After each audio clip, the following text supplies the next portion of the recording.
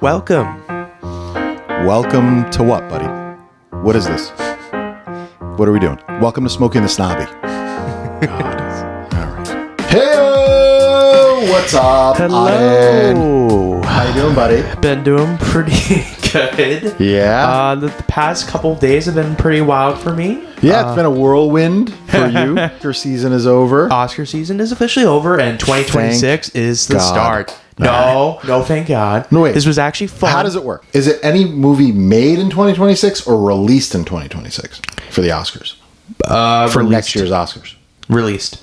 So anything released? Yeah. Okay. Yep. Some films from the film festival are getting delayed to like this year, so that's why you're going to see a couple films. Do you think production companies delay the release of films if it's like... Not always.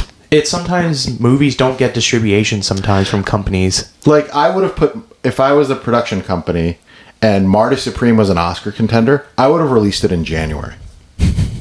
Well, something like that did happen. It's with Judas and the Black Messiah, which was nominated for the 2021 Best Picture lineup, even though that movie came out in 2021. Oh, it was showed up in 2022? 2020. Oh.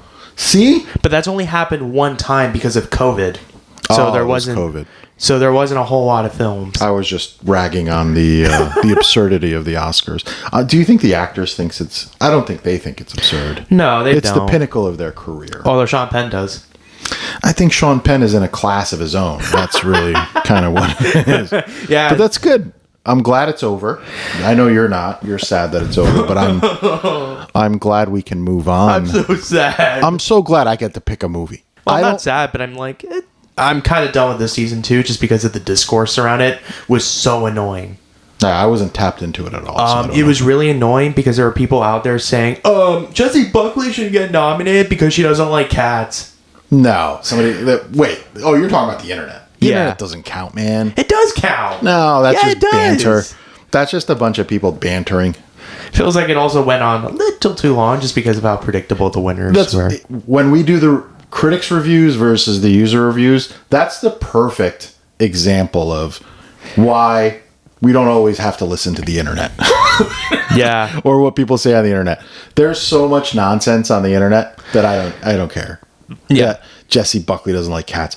I'm not tapped into the zeitgeist or whatever it is in the movie industry. I know you are, but I couldn't care less. I think she performed well. I quote unquote watched Hamnet.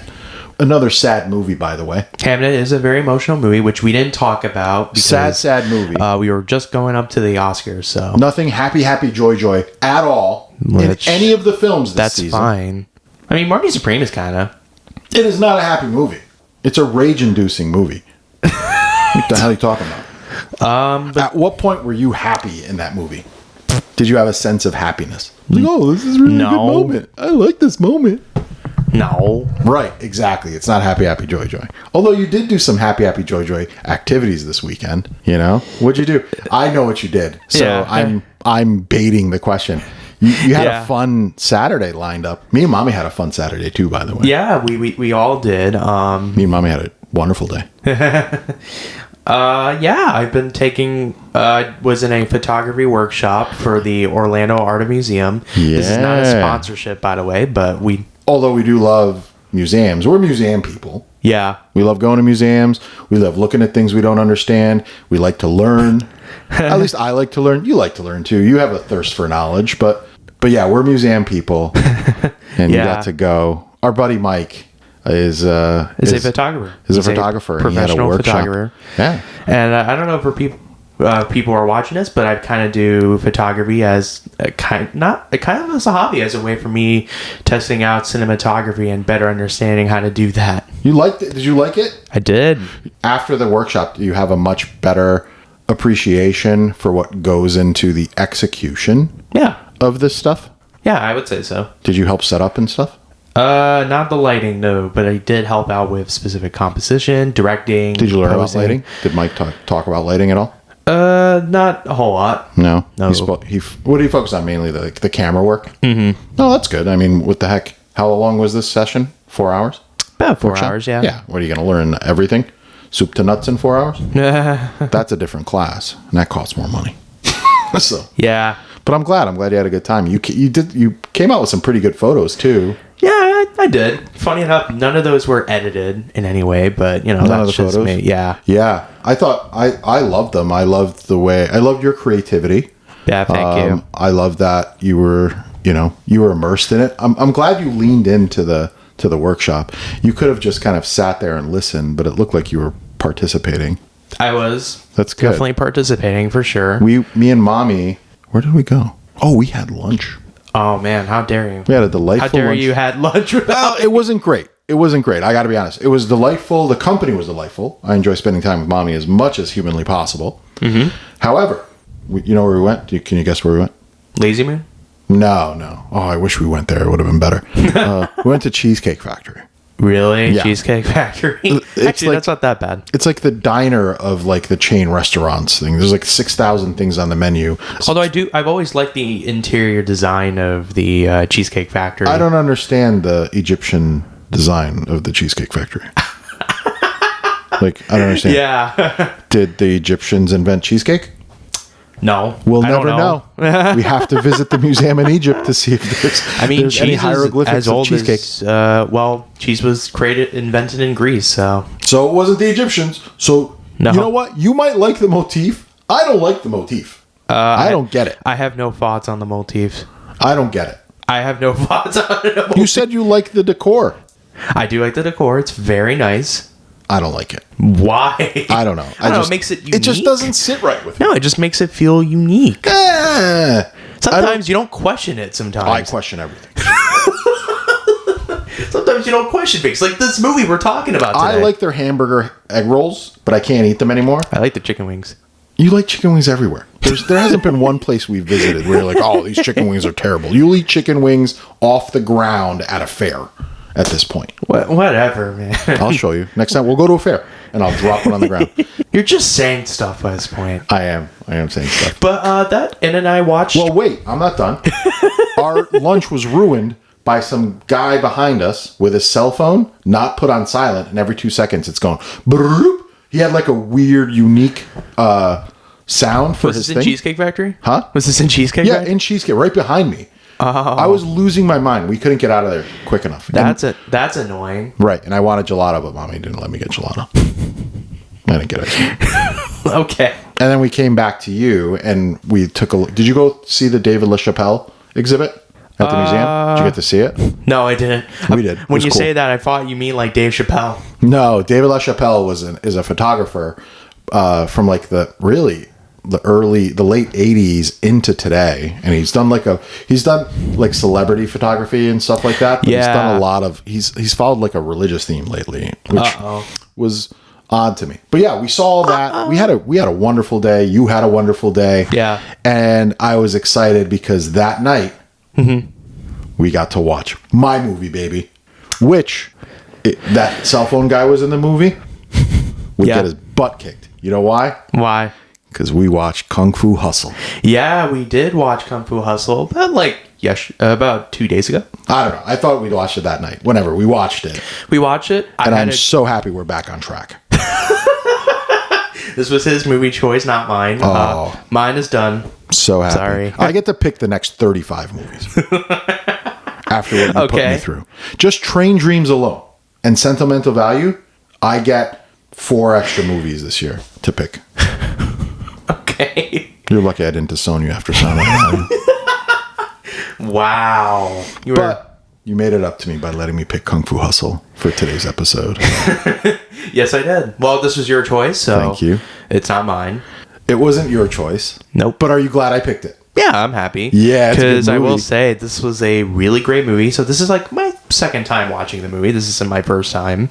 I've seen it years ago, but my memories were very vague about it. Did I put it on for you? I think so. There's no way you would have like found this when you were 8. No. When did you watch this, you think? I think I was like 12. 12. I think this is an age-appropriate movie for everybody. There's mild violence in it. Yeah, there is. It was made in 2004. Yeah, 2004. And it is a hilariously comical, dark action movie. I loved it. And it's completely foreign language. It is. It's fully in Mandarin. I don't think it's even dubbed. Yeah, there's fully in Chinese. There's no dub, which, thank God. Yeah, there's like no alternate dub to it. It's a great Thank you. I know. I appreciate no dubbing. It. Oh my God. Well, I mean, some people need to, it's hard to read and watch at the same time. Yeah, but you put subtitles on. It's not hard. No, but you can do that. Dubbing is going to make scenes way worse. Dubbing does. Sometimes. Go ahead. Dubbing can make films worse sometimes because a lot of the actors, in terms of their delivery, is way off. If you've ever seen Squid Game with a dubbing, it's really bad. It takes you a lot of those. A lot of the movies, a lot of the shows I've watched in foreign language. Takes away the emotion scenes. It does. They can't ever nail the same intonation or same impact of the language that the movie was written in. Yes, and I prefer it to be that case. Just watch it in subtitles. It's not a hard thing. You can read. I think it depends on the movie. I think it depends on what kind of movie it is. If it's like a fast-paced, fast-action movie. Not really. And honestly, I think the movie we watch, like Kung Fu Hustle, it's fine watching it in a foreign language. I'm more than fine with it. I think that's great. And reading the subtitles. Because there isn't a lot of depth to this movie. No, it's not a very complex movie. You're not exactly getting much out of it, but it's just a very entertaining movie throughout the entire duration of the movie. This was a great movie. I think I saw this years after it came out. Oh, probably. Yeah, so this movie was 2 years before you were born. Yep, it was. So there's a lot of CGI in this movie. I'd say for the most part, the CGI has held up, although there's kind of a bit of iffy CGI, which I guess I'll kind of give an excuse. For 2004? Yeah, for 2004, which makes sense because this movie had a very low budget for $20 million. Yeah, no, $20 million. Yeah. That's amazing what they accomplished. Yeah, it's true. And for 2004, quality CGI, it was really good. It's not that bad. It's actually pretty decent. I said a couple of shots looked a bit iffy. Like, you know, the main character being stuck in this, like, stoplight and he's, like, punching it. Oh, with the fat lip and stuff. Yeah. Yeah, well, yeah. It was well, no, the movie was meant to be a bit cartoonish. So maybe that was their intent. Probably, yeah. So this movie, so I watched this movie, loved it.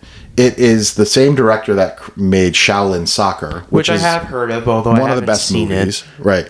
It came out probably like 3 years before Kung Fu Hustle, and it has that same level of tone. At least from what I've seen from that movie, it's pretty consistent tonally with Kung Fu Hustle. Although comical. Kung Fu Hustle is much more well known to the point Tarantino considered it to be one of the best films of the century. Which Tarantino did? Yeah.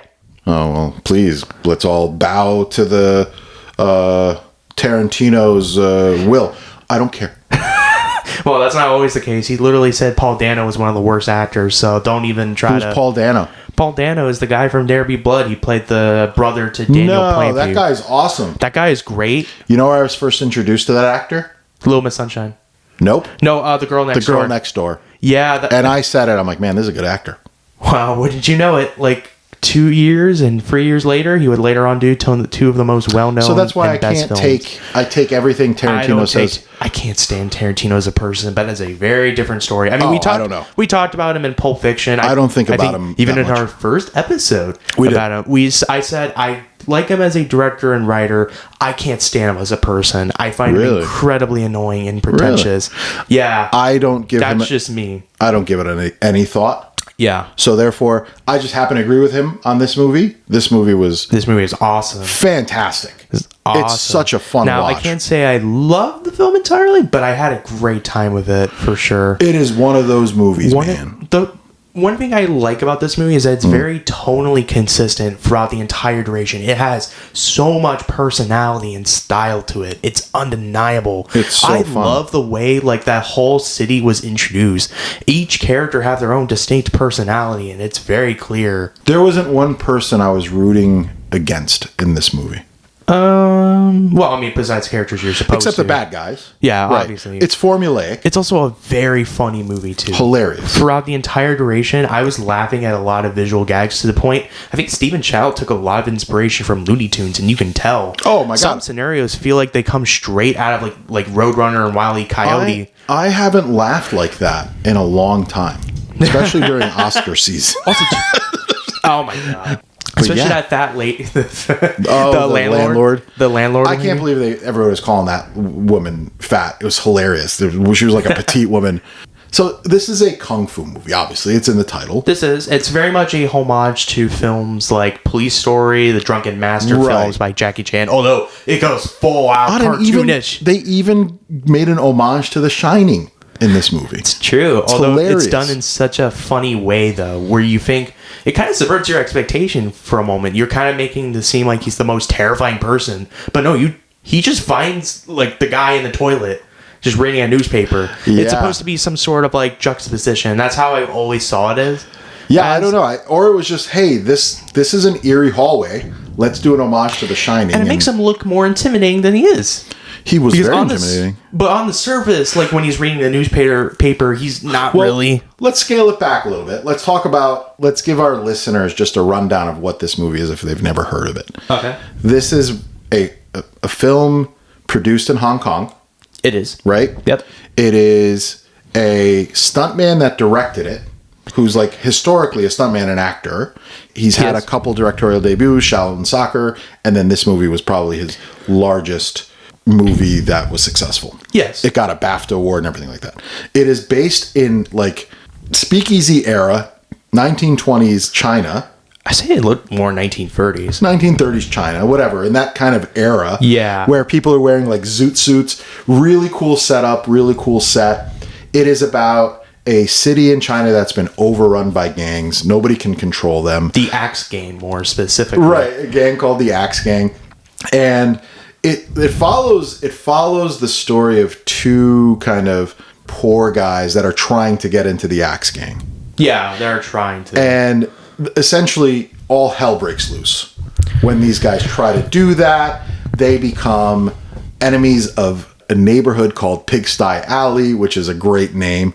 It's kind of like a rundown, dirty neighborhood. Makes sense, because pigs tend to be pretty dirty. Yeah, pigs are dirty. They got them covered in mud and poop. And also, too, I wanted to mention the production design looks phenomenal. I thought it was great. I thought the opening sequence was awesome. The lighting was awesome. It felt very tangible. It all felt very real. Yeah. It didn't felt like green screen. No, it felt very natural. The lighting, the cinematography, all of it was amazing. Oh yeah, this was a very well shot movie with some great choreography. There's a lot of great choreography in this movie too. A lot of the action scenes are some of the most well edited, well crafted action scenes ever. For $20 million happens to be funny. Yeah, for $20 million, and they got a lot done in 1 hour and 39 minutes. Yeah, this is a very short movie, and while I don't know if it. Thank the heavens. And while it doesn't make use of the pacing perfectly, we'll talk about some of my issues of it. But it has to move quickly.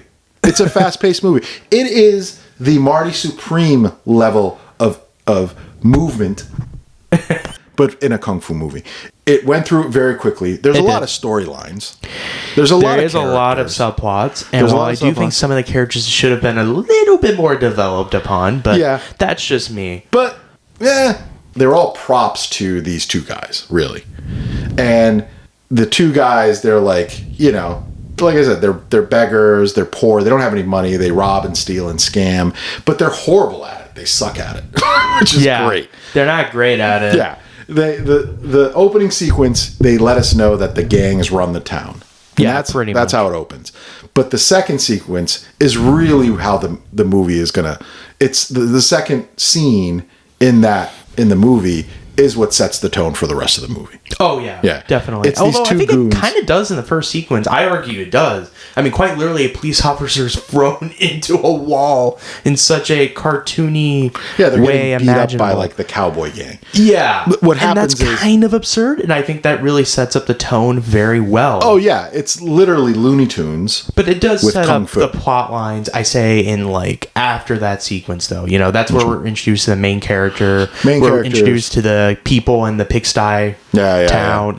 There are these two goons that are even bad crooks. They're not even good criminals. They suck at everything. There's a bit of morality to him. His sidekick, he's just along for the ride. Reminds me of Begonia. Slow-mos with his reminds me of the sidekick in Begonia. He loves his friend, or he loves his cousin. Not autistic. No, I'm not talking about mental. I'm talking about more. He's not necessarily wants to be a criminal, but he's just along for the ride with his friend, and he's got nobody else. So this is it. This is what he has to do. So these idiots try to scam the barber. Yeah. Which is hilarious. All the characters are funny. The barber's butt is hanging out half the movie because his pants are too big. It's funny. Yeah. They try and scam this guy, right? Yeah. And he doesn't fall for it. And he said, they're like, we're going to fight you. They're faking like they're part of the Axe Gang in this scene. Yeah. And the reason I'm talking so much about the scene is because it sets the tone for the rest of the movie. Yeah, but it also kind of sets up, like, I think these characters and giving their personality, kind of giving an idea who they are. Yeah. And even we got a slow-mo of nipples. I don't remember that part. Which part is that? That was the guy with their getting a barber from the fat guy. Oh, he's got a shirt off. And, yeah. And there's like a slow-mo. The idiot, that guy falls asleep. He's like, look, you're going to be so scared of this guy. And then he's just snoring. It's hilarious. He's going to be so mad. You made him look too good.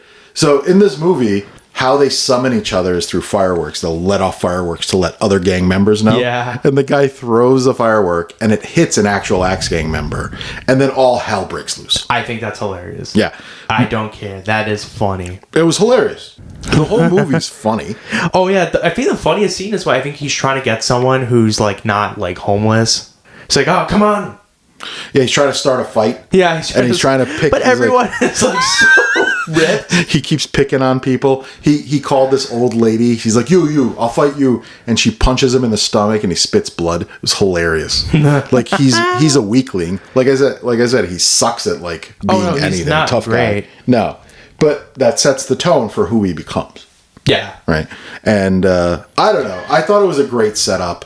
It sets the tone. I like you said, the cartoonish nature. He gets chased. It's like Wile E. Coyote chasing the Roadrunner. Yeah. It's very cartoonish. It's funny. He gets bit by a snake and his lips swell up, but it looks like something out of Who Framed Roger Rabbit as opposed to that was kind of the point. And then throw in some awesome kung fu scenes. Oh yeah, there's a lot of great scenes. What was your favorite kung fu scene? Ooh, that's a great question. I love the two guys with the guitar. That scene was awesome. Yeah. It reminded me a lot of The Matrix, which I'll give a compliment because Matrix also had some great action scenes in general. Oh, Matrix was an awesome action movie. Actually, there was a lot of scenes in this movie that very much looked like it came straight from like Matrix Reloaded. Yeah, I think this was right around the time. This was right around the time of the Matrix sequels, which were the most talked. When did the first Matrix come out? 1999. 1999, and they used like some weird, cool new technology back then. Time kind of. I call it the bullet time sequence that Matrix popularized at that time. Everybody mimicked it, or everybody. Like Equilibrium. Yeah, who? Equilibrium. With Christian Bale. Oh, they that used it movie there. Tried to be like Kung Matrix. Fu Hustle didn't use that though in here. It does use a couple of it, but it does in a very different way, because it makes sense because those movies feel completely different. Yeah. But like the whole Axe Gang sequence from like the first scene, that first action scene with the Axe Gang where they show up to the pigsty. Yeah. That reminded me a lot of The Matrix Reloaded with Neo finding so many like Agent Smiths. That's what it reminded me of. Oh yeah, with all the Axe Gang, because they all look the same. Yeah, they all dress and. Also, one thing I like about it is when the Axe Gang show up, there's like a thunderstorm. Yeah, on top. I always thought that detail was great because it helps making them feel right. It was sunny out, and then a cloud came over Pigsty Alley because they're kind of just like invaders of their peaceful town. Yeah. Except that town kind of seems terrible to live in. If I'm going to be honest with you, if you have landlords like that, you might be living in the worst town imaginable. Cut to the landlords. The landlady is just the screaming kind of banshee of a woman. She just screams. She has a character arc in some way. By the time we get to the end of the movie, but like you said, it moves fast. So it does move fast, and I do like that she does have some sort of character arc at the end. Her husband, the landlord's kind of a pervert. He's a creep. Yeah, but I feel like they both have good character arcs that feel well developed because she starts to care more about the people around her. Well, it's the same thing in anything, right? I'll give you an example. I can yell at you. Right, as your Which father. You have yelled at me. Yes, I have yelled at you. I can yell at even in this podcast. You have, but nobody else can yell at you. You get it? Yeah. If somebody else yells at you, I'm going to put a stop to it. I'm getting in their face. Yeah. You know what I mean? Yeah. That's how the landlady was. She's like, no, I'll punch you in the face, but no one else is allowed to punch you in the face. her smacking that barber cracked me up so bad. What makes me laugh is that when the Axe Gang does show up, she just leaves. She's like They scared. run away. Yeah. Her and her husband. Which is like weird because like they're so good at kung fu. Yeah, I didn't get it. Like, all these guys are hiding their kung fu prowess. That's the one thing I didn't get about the movie. I think that's funny, though. I don't care. Right. I don't really question it just because of how absurd the movie is. Well, and this is where you're saying I wish there was a little bit more depth to it. Why? A little bit. Mainly, not them. I say it mainly comes down to the main character. There's 5 kung fu masters living inside of Pigsty Alley. We know but we only know why the landlady and the landlord husband are there and decided not to do kung fu. I have no idea why the noodle maker, the guy that fixes the tailor, and the coolie, why they're not there. Coolio? No, his name. They kept calling him Coolie, so I was like, "What's a Coolie? Why do they keep?" I'm like, "That's a cool name." Yeah. But apparently it's an insult, and like it's a low class name for somebody that's like a day laborer. When I looked it up, yeah, I had no idea about that. Remember the landlady's like, "You'll always be a coolie," and I was like, I got to figure out what this means. So yeah, I looked it up, but I don't know why those guys are there and why they're hiding their like kung fu mastery. I think that's funny. I don't really care because, like, again, I find that interesting. I find that interesting coming from you. I think I just kind of just accept it for what the movie is because it's a very cartoonish film that you don't really question. Why do you accept it for this movie and not other movies? Because they're not exactly trying to be that kind of film like Kung Fu Hustle. So you get what this movie is. Because Kung Fu Hustle already establishes like multiple characters with like Kung Fu abilities. I mean, quite literally, the joke is you see every character just ripped and you know he's going to beat the crap out of it. So I don't really question it because the nature of the movie is something you don't really question yourself. Quite literally, the landlord lady like rushes in her room so fast, even though realistically that's not how that works. Yeah. You can't climb up 4 flights of stairs in 2 seconds. But if it wasn't a film like Sentimental Value, I would question it because that's not that kind of film. I would love it if it was in a movie like Sentimental Value. It wouldn't make sense. It would come out of left field, and I would enjoy the movie 10 times more. To me, it wouldn't make sense. If the daughter from Sentimental Value got into a fight with her dad and stormed out like that, I would have cracked up. 8 Smokies. But where Kung Fu Hustle, it's a very different kind of movie to the point I don't really question it because like it already established that every single of these farmers have their own unique abilities. They have these supernatural beings, like they're so ripped. Supernatural. So it's I don't really question it, and it feels natural to me because they already have that. Right. You know? Yeah, you don't question it because like, that fits. Like her running up the stairs fits. I get it. That's just how I see it. No, I get it now. See, I understood your perspective, but I will tell you, I would have appreciated that in a movie like Train Dreams, where like no, definitely not. He's running down the railroad. No, that would have been funny. Although I don't think that would have made sense for the movie. There's a difference between a movie having levity. I like it when it doesn't make sense. Hold on. Like with Train Dreams, that movie, it does have a bit of levity with William H. Macy's character, but it's not like to the point where it's like absurd or anything like Kung Fu Hustle. No, the character is absurd, not the movie. No, right? Yeah. I just kind of accept because I just mainly look at what the movie's trying to accomplish. Yeah, nothing else. You're right. Kung Fu Hustle, the whole movie's absurdly beautiful. It's true, it is. It's just absurd, and it's great. My problem with it really comes down with, honestly, the main character, the guy that's like trying to be the axe king. I just wish his arc felt more natural because it felt like it was too rushed, I feel like. I don't know. I looked at it differently. I looked at it as he is trying to be something he's not. And when they tell you his backstory, because he gets scammed by a beggar to buy a book on martial arts called the Buddhist Palm. Yeah. And they sell it for 2 cents. He's conned him for $10. And he thinks he's some superhero. Yeah. He tries to defend this deaf girl. My problem is they established that in like the second act of the movie. Well, actually, no. Well, yeah, they didn't want to give away. They wanted us to think of him as a loser. Which he is. Which he is for 3/4 of the movie. We don't see enough of him, if that makes sense. Like in the second act, he's barely showed up because they're so dedicated to the pigsty farm area to the point you kind of forget about him. Well, it's the other Kung Fu masters that they're focused on, which were awesome. Like you said, your favorite fight scene was a little bit more balanced with other characters, just a little bit. No. To give more screen time. Agree. The first half of the movie is those Kung Fu masters. The second half of the movie is him. His character becoming who he's meant to be. Yeah. So I don't mind that, because in the first act, he's an idiot.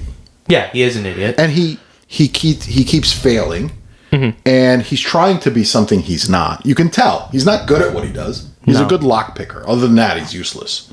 Right? Yeah. So it's one of those things where I actually think it's brilliant, because we see him in the beginning failing, and then he starts to kind of lean into who he really is, and you see success. I think it's a metaphor of don't try to be something you're not. And this guy was trying to be something he's not. And in the second half of the movie, or just realizing his potential.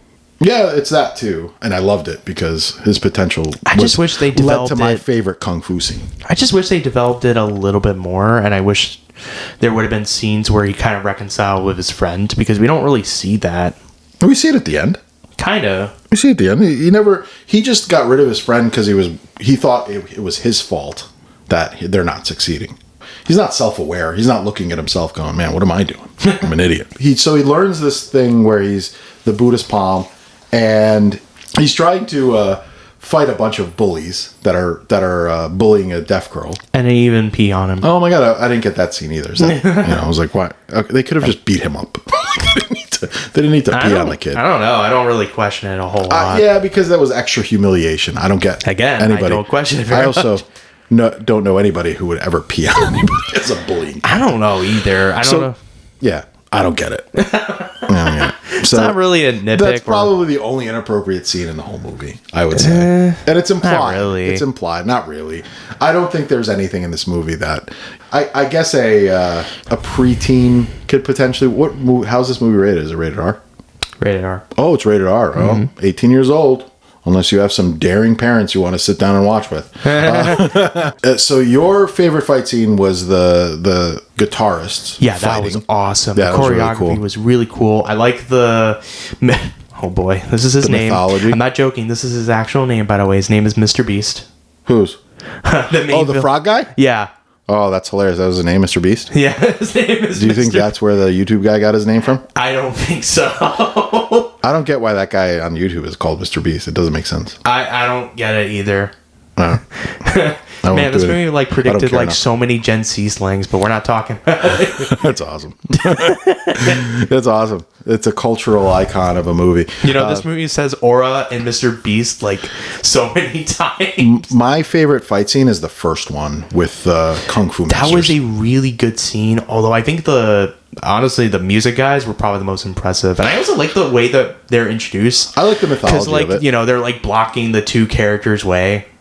Yeah. Come to find out that they were actually dealing with the future master. Yeah.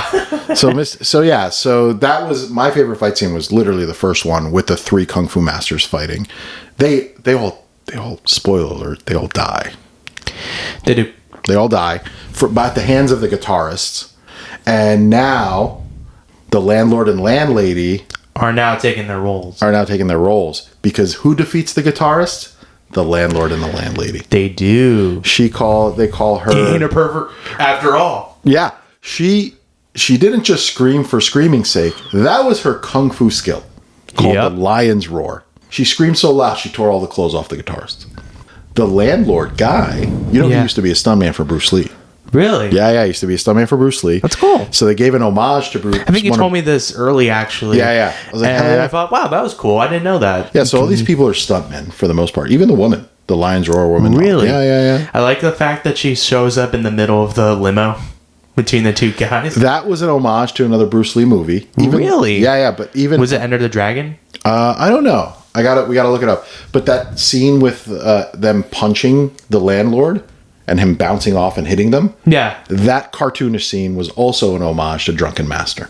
Really? Yeah. I did not know that. That's so there's a lot of Man, I really should watch more kung fu movies. Dude. Just tell me when.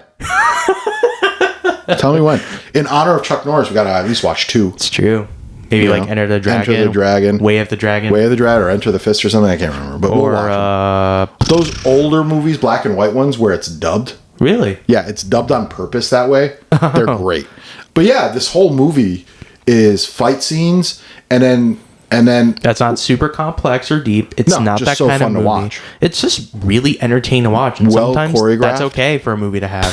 Okay. If you have all those technical aspects in a movie, then it's you'll be brilliant. fine. I'd watch 100 of these movies before I watch any of those other movies, But- except Frankenstein. Again, those movies are very different and have very different goals and what they want. I guess You know, sometimes movies can be deep sometimes. I like to be entertained on it. It's good to be entertained, but at the same time, films aren't just entertainment. I'll watch a documentary for that. Why do you need to watch a documentary? If I want, But life, movies have that. if for I you. want No, life no, no. punching me in No, the no, no. face, I'll watch a documentary. No. Movies have that too. They offer that same value as documentaries. But again, movies like that are very different to me. Sentimental Value and Kung Fu Hustle are both very different movies and have very separate goals. I'm not disagreeing with you. I'm just saying I find these movies more entertaining. Okay, if that's what you find entertaining, there you go. To me, I like any type of film. I would go see that in a movie theater. I don't know if I would go see Train Dreams in a movie theater. But I like them. Those are. You're right. I wouldn't see those movies in theaters. No. This is what I'm telling you. So if you're telling me that, oh, this is a great movie, I measure it as well. Like, would I go see this in a theater? Kung Fu Hustle, definitely see it in a theater. I want that immersive experience. Yeah, for sure. Sentimental Value? No. Yeah, I would. I wouldn't. I would. I wouldn't. I would. I know you would, but I wouldn't go with you. James Wood? Huh? James Woods? James Woods would go with you, but I wouldn't go with you. If somebody I know was in the movie, Yeah. or directed the movie or produced the movie, I'd go. But you're not getting much. I'm like your average viewer, right? So I'm not going to. Oh, you definitely are your average Joe Schmo here. Yes, I am, and you're not getting my money unless it's entertaining. And you're like, this is a waste of time. Yeah. That's exactly your mindset. It in would movies. be. How many movies have I fallen asleep in at movie theaters? At think least 3. once. I think Troll. Which one was the one? I fell asleep at a bunch of them. I think Rogue Jurassic One. Park. Huh? Rogue One. Rogue One fell asleep in the theater. That's terrible. It took time to pick up, man. And then It you just actually didn't get me liked there. it. It didn't Yeah. get me over the hump. And then you end up liking it. I was forced to watch it, and I ended up liking it. Yeah. But Okay. not this movie. I didn't fall asleep at all, and I wasn't Nope, distracted at all. Nope. It was a great movie. But this was a really great movie. How would It's a great movie. What was your favorite scene in the movie? honestly, I like the last scene. The Buddha's palm. Yeah, that was very well done. It kind of reminded me of like Kung Fu Panda, which I think Kung Fu Panda took a lot of inspiration from Kung Fu Hustle. Funny enough. Did it? Yeah.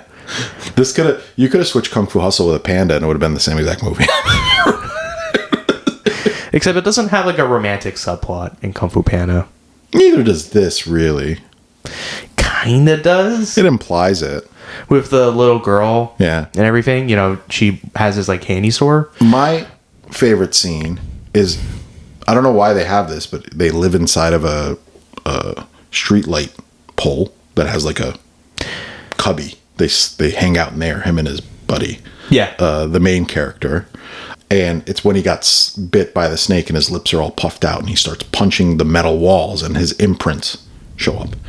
That's when you realize, oh, there's more to this guy than just, he's a punk.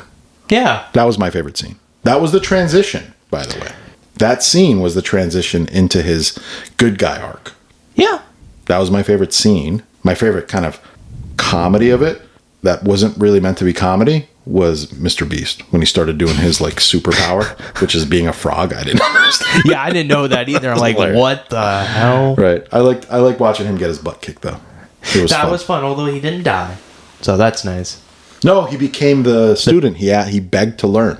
And he became peaceful. So the punk guy ends up in this movie becoming the greatest kung fu master. Yeah. He's Of like all the time. chosen one. Yeah, and he's no longer He's a punk basically Neo. loser. Yeah, he's basically Neo. He's very calm. His chi is flowing. All of that stuff. My other favorite scene is when the landlord and the landlady collect him. Remember, he got his butt kicked by the frog guy before his chi flew. Yeah. And they essentially wrapped him in like stinky herbs and mummified him. But the music was good in this movie too. It was Music very was like pretty good, yeah. although I can't remember one on the top of my head. it was like tone setting music. I don't know if there But was I any. think it's also important for like a music to also be as good as Instead of it. That music in that scene, and he's dressed up as a mummy. I remember it being it's pretty pumping good. you up. You're getting ready. Something big's about to happen. Yeah. And then they show him wrapped like a mummy, and then they find that wrapping, and he's out of that wrapping. Something crazy is going to happen. And then he just beats everybody up in the Axe Gang. Buddha palms from the sky down to Mr. Beast twice. Ooh. Kicks his butt twice with the Buddha's palm. Puts a hole in Pigsty Alley building with his hand. That's wild. This movie's great. This movie was great. I had a really great time watching it. And It's so much fun to honestly, watch. I would not mind rewatching this. I rewatch it. This is...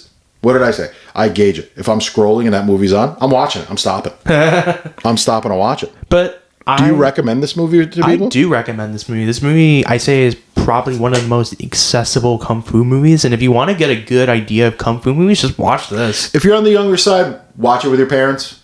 If you're older, don't miss out on this. Yeah, This is a great definitely movie. don't. This is a great film that I recommend to anyone. I do think too. This is an easy movie to like, I feel like. I do too.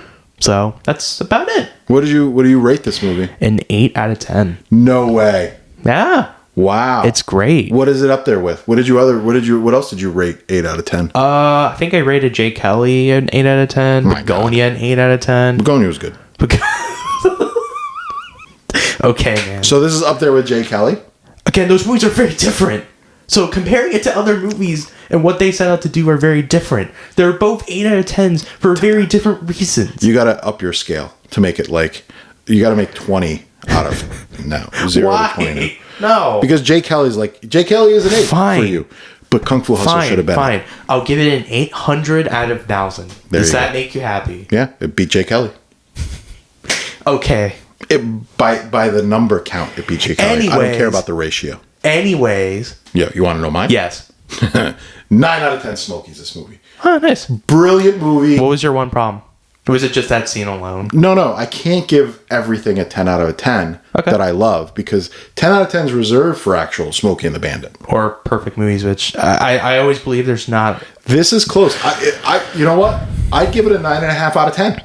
Oh, that's new for you. Dude, they did not skimp. No. They had me. Okay. They had me at hello, buddy. They had me at hello. They did. The movie's an hour and 38 minutes. It Yeah. gets a lot accomplished. There's so much fun and action in it. Yeah. There is nothing. You will not be disappointed watching this movie unless you like movies like Aden. Okay. But Aden has a large. You have a very large breadth of genres you like. But if you don't like campy action driven movies that are a bit cartoonish, like think of Enter the Fist meets Who Framed Roger Rabbit. And that's this movie. You'll enjoy it. I enjoyed it. I say watch it. There are people that liked it too. Listen, everybody loved this movie. Yeah, a lot of people did. It got a 90% on the tomato meter for critics and an 89% for the popcorn meter. I struggled to find bad reviews. So let's read a couple of them and see what they said. Yeah. Yeah, you read 2 of them and I'll read 2 and we'll see what they say. So what do they say on yours? The 2 critics? So there's a review from David Anson that works under the Newsweek. So that's cool. And he actually gave it a positive review. What did he say? So he says, so disarmingly eager to please that only a stone-faced kung fu purist could object. That's true. I don't have a ton to say. Yeah. Yeah, if a guy that likes kung fu movies. Which you're a kung fu purist, so. I'm not a kung fu purist at all. I mean, you like Jean-Claude Van Damme. I love karate movies. I love kung fu movies, but I also really like this movie. Yeah. You know what I mean? Yeah. And, so yeah. I don't have a ton to say. That's like, yeah, that makes sense. There's another review from Paul Arndt. Oh. Who? Paul Arndt, who works for the BBC.com. Oh, yeah. What did he say? He says, Kung Fu Hustle is essentially one long computer-enhanced Looney Tunes punch-up and probably the most fun you'll have at the movies all year. I literally said it all felt like Looney Tunes, which it absolutely did. He ain't wrong. It's like it's exactly what he said. It's a computer-enhanced Looney Tunes, which has a lot of... With real characters. Real characters. Real people. That happens to look like a frog and a snake being bitten. Gotta see it. You're gonna love it. With a Wile E. I Coyote. told you, see, it's hard. It was hard to find some bad reviews. Yeah. I struggled finding a bad review. I actually found a Chinese language one that I translated. Yeah. And I don't know who wrote it. you know? Yeah, But sorry, we couldn't get the name, but right. When I translated, it said absolutely worth the price of admission. Couldn't agree more. It's packed with iconic scenes. Couldn't agree more. It's a childhood fairy tale. I mean, in some elements, yeah, but I wouldn't say the entire movie felt like a childhood. But for grown-ups. Oh. Ha ha ha. Thank you, Stephen Chow. He actually went out of his way to thank the director. What a nice man. What a nice guy. Definitely a good movie. But I don't really necessarily agree with the childhood fairy tale. I don't see it as that. What's that? I don't see it as a childhood fairy tale, though, because it didn't really have a very fairy tale kind of plot to it. That's just me. Well, I don't know. He does become the knight in shining armor at the end. He saves Pigsty Alley, although he destroys it. I guess in some way, but not the entire movies like that. Yeah, no, it's not. It ends like that. And then I found one star from this random. It doesn't even have a name. No. What in the actual beep? This is a really odd movie. Something to watch when you're on a bunch of drugs, especially crack. I mean, it is an odd movie, but that's the point. That's what it's trying to be. How does he know that especially crack would be a good drug to consume when watching this movie? I don't know. A crackhead went on Rotten Tomatoes and wrote this review. Really? Yeah. Don't know what you're talking about. It is a great movie. Watch it sober. That's the best way to watch it. Honestly, this movie would be fun. Especially crack. Yeah. With a buddy and then just drinking would be fun to watch. Yeah, you can come up with a drinking game for this too with friends. You should sit down and watch this with your friends. You should have a watch party. Why is a guy turning into a frog? What is this? Do you think your friends would like this movie? I don't know. No? I don't really know. You should have a watch party for it and make it come and watch it. Maybe. Entice them Go with watch pizza. it with your friends, get drunk. Just go watch it with your friends. Don't get drunk. It's crazy. But what are you going to do? I like the movie. I say go watch it. I really liked it. I said it once again. Form your own opinion. We're back in action. Fun movies back being reviewed. Thank God. Time to watch not good movies. Oh, well, it's your pick next, so we'll see. Thanks, everybody. Yeah, we'll catch you on the next one. Bye. Bye.